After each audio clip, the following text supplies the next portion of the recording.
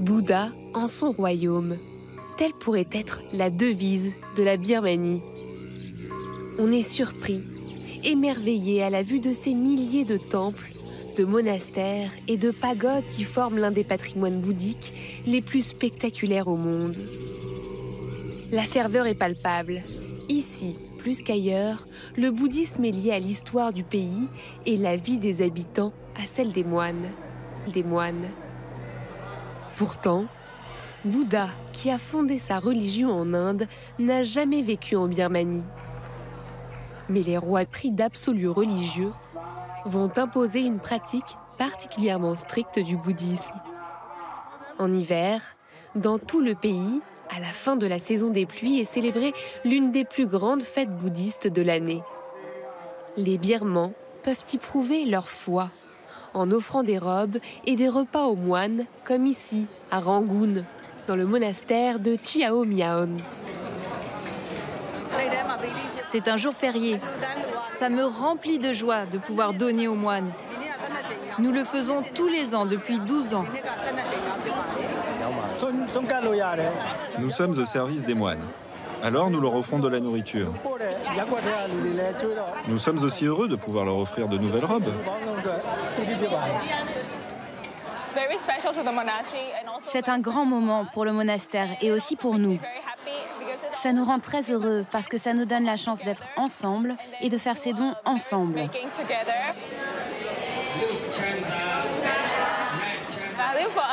Pour nous, c'est la clé de notre mode de vie parce que nos règles sont dictées par les enseignements de Bouddha et nous sommes très bouddhistes de nature. À l'origine, un mélange de croyances fait de rites animistes, hindouistes et bouddhistes dominait la Birmanie. Puis, au milieu du XIe siècle, le pays connaît une révolution. Le bouddhisme traditionnel est introduit grâce à un moine nommé Shinarahan. Il convertit le roi de l'époque, le grand Anorata, à un bouddhisme rigoureux, le Theravada. Le corps doit être maîtrisé, l'appétit aussi. Il ne faut pas se laisser aller à la paresse ni à la sensualité et se détacher du matériel. Le monarque décide de purifier le pays des pratiques licencieuses. Sa nouvelle religion sera le ciment du royaume birman pendant des siècles. Aujourd'hui encore, en Birmanie, pouvoir et religion sont étroitement liés. Le principal site historique du pays s'appelle Bagan. Environ 2200 monuments religieux parsèment sa plaine. Partout, des pagodes et des stupas, ces structures pleines en forme de cloche.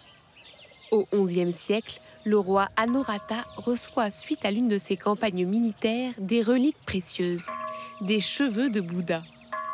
Pour les abriter, il décide de faire construire une pagode. Ce sera Chwe Sando, située au centre du site archéologique. Les pagodes et les stupas sont élevés pour conserver ces reliques. C'est pour cela qu'il y a beaucoup de pagodes, pour conserver les enseignements de Bouddha. La dévotion aux enseignements de Bouddha fait qu'il y a des milliers de pagodes à Bagan, et on met les reliques à l'intérieur.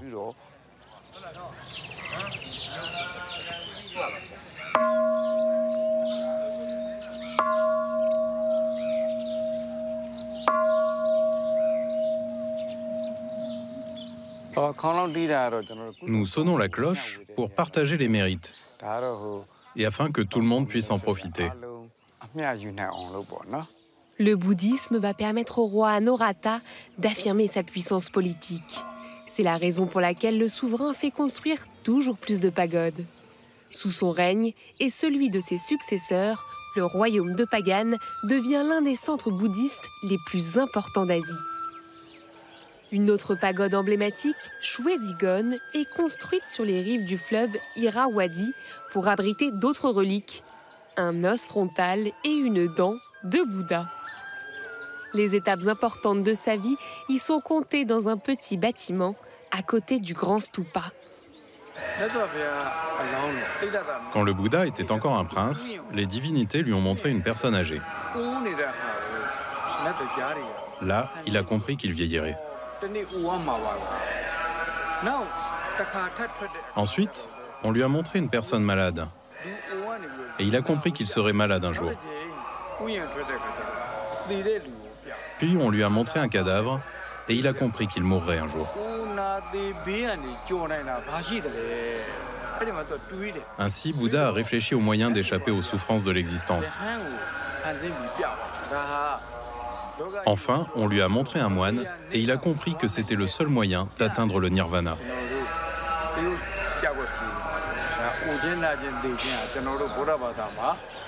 Au XIIIe siècle, le royaume de Pagan compte plus de 3000 monuments religieux. Mais au seuil du XIVe siècle, il chute sous les assauts d'un ennemi voisin, les troupes mongoles. Un nouveau royaume bouddhiste s'établit alors dans le sud du pays, Pégou. Au XVe siècle, un autre monarque, très conservateur, décide d'épurer plus encore la pratique de ce bouddhisme. C'est un ancien moine, il s'appelle Dhammasedi. Il transforme Pégou en haut lieu de pèlerinage. Pégou abrite l'une des plus importantes pagodes de Birmanie, Chouemado. Haute de 114 mètres, elle est entièrement recouverte d'or.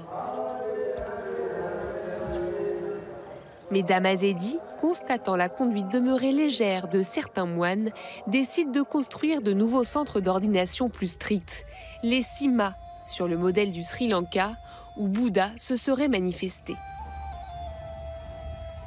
Cette Sima de Kalyani en est un exemple remarquable.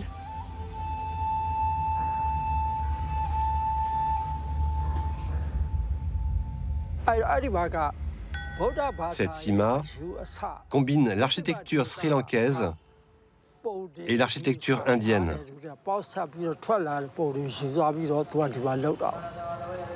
Le roi Dhammasedi importe aussi du Sri Lanka des pratiques issues du bouddhisme originel. Le roi Dhammasedi était lui-même moine et connaissait bien l'enseignement des règles. Il a décidé de rendre à la vie civile les moines les plus intelligents et les a envoyés au Sri Lanka. Là-bas, ils ont été de nouveau ordonnés et après avoir été purifiés, ils sont revenus pour bénir et construire cette Sima de Kalyani. Les préceptes dictés par ces moines se sont répandus dans tout le royaume. Durant des siècles, le bouddhisme n'a jamais cessé de s'affirmer en Birmanie, malgré les différentes présences européennes dès le XVIe siècle. On trouve aujourd'hui en Birmanie l'une des plus grandes concentrations de moines au monde, près de 500 000 dans tout le pays. Un monastère, celui de Mahagan Dayo, est emblématique de ce bouddhisme plein de dévotion. Il est situé à 600 km au nord de Rangoon, à Amarapura. Ici sont formés dès leur plus jeune âge des moines de la région qui dépendent presque entièrement de la charité des Birmans. Selon l'enseignement du Bouddha, il existe 4 éléments indispensables que les fidèles doivent fournir aux moines: la nourriture, les médicaments, un lieu pour s'abriter et des robes. Tous les jours, le même rituel se répète. Les religieux traversent le monastère pour se rendre à la grande cantine où plus de 1000 repas leur sont servis. À l'heure du déjeuner, nous ne faisons pas de bruit, nous ne parlons pas.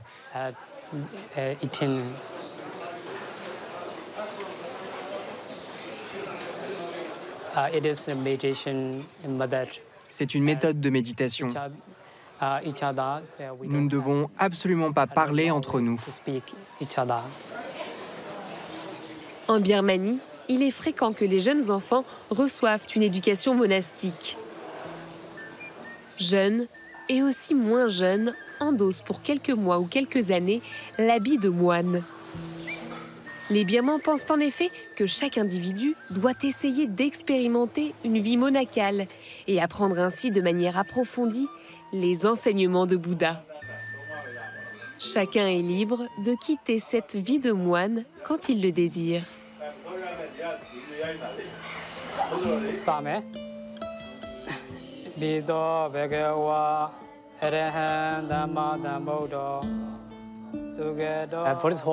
Le devoir d'un bon moine bouddhiste est de pratiquer et d'enseigner le bouddhisme à la jeune génération.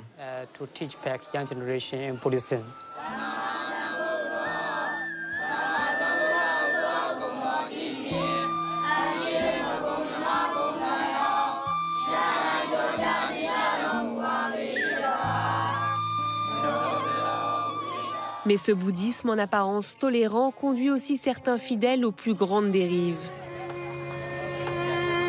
Des moines fanatiques vont jusqu'à prêcher la haine à l'encontre de certaines minorités birmanes, notamment musulmanes.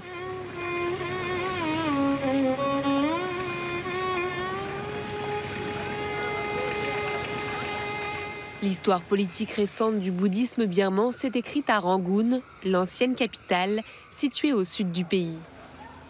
Elle abrite la pagode Shwe Dagon, le lieu de tous les superlatifs. Elle serait la plus belle, la plus grandiose, la plus spectaculaire de toutes les pagodes. Et le monument religieux le plus vénéré de Birmanie. Au XXe siècle, elle est le lieu d'événements déterminants.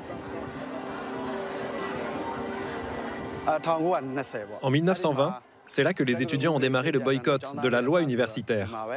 Le boycott des travailleurs a eu lieu devant la pagode. Mais l'événement le plus important, c'est quand le général Aung San a fait un discours pour demander l'indépendance de la Birmanie, ici. Puis, plus tard, sa fille, Aung San Suu Kyi, y a prononcé son discours sur la démocratie. Environ 500 000 personnes auraient assisté au rassemblement. On peut dire que le mot « démocratie » en Birmanie est né à Shwe Dagon. Ici, plus que partout ailleurs, les moines sont impliqués dans la vie des habitants. En 1962, la Birmanie a connu un coup d'État et une dictature militaire, devenant l'un des pays les plus fermés au monde. Puis en 2007, la population a subi une hausse brutale du coût de la vie. Les moines en ont particulièrement souffert et se sont révoltés. C'est ce qu'on appelle la révolution safran. Nous, les moines, faisons notre devoir. Et comme nous vivons dans ce pays, nous participons aussi aux manifestations pour aider la population. C'est un héritage de notre histoire. La graine de la démocratie a été semée ici. Celle de l'indépendance aussi. Et c'est ici que la révolution safran a commencé. La révolte est réprimée dans le sang par l'armée, faisant de nombreux morts parmi les moines. Mais depuis quelques années, la Birmanie s'ouvre de nouveau aux voyageurs. Le véritable bouddhisme et son esprit de tolérance semblent l'emporter sur la rigueur. Ces 1000 pagodes aux statues bienveillantes veillent inlassablement sur les prières des fidèles.